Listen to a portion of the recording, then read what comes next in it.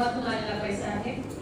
त्यामुळे निधीचा वापर करताना पारदर्शकता, प्रामाणिकपणा आणि परिणामकारकता अत्यंत महत्त्वाची आहे। आणि यापुढे सुद्धा हीच कार्यपद्धती पुढे नेण्याचा आपला प्रयत्न राहणार आहे। पुणे जिल्ह्याच्या विकासासाठी कोणतीही निधी कमी पडू दिला जाणार नाही याची राज्य शासनामार्फत पूर्ण दक्षता घेण्यात येईल। मुख्यमंत्री आदरणीय देवेंद्र फडणवीस साहेबांचे सहकार्य आणि मार्गदर्शनामुळे सर्व प्रकल्प हे अधिक वेगाने पुढे नेणं शक्य होत आहे। प्रशासन, लोकप्रतिनिधी आणि सर्व संबंधित यंत्रणांच्या समन्वयातून पुणे जिल्ह्याच्या विकासाच्या नव्या मुद्द्यावर नेण्याचा आपला सामूहिक प्रयत्न राहील असा विश्वास आहे।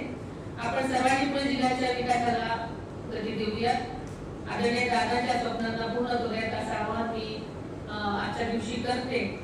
आणि नक्कीच आजच्या बैठकीत सर्व सन्माननीय सदस्यांनी अतिशय महत्त्वाचे मुद्दे मांडलेले आहेत। या सर्व विषयांची मी स्वतः नोंद घेतली आहे। सर्व अधिकाऱ्यांनाही मी माझ्या सूचना आहेत की उपस्थित केलेले सर्व मुद्दे सर्वसामान्यांच्या जिव्हाळ्याचे आहेत।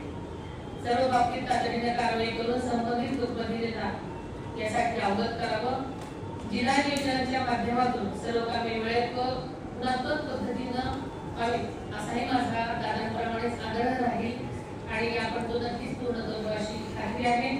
सगळेजण या सभेसाठी आले त्याबद्दल धन्यवाद। जय हिंद, जय भारत।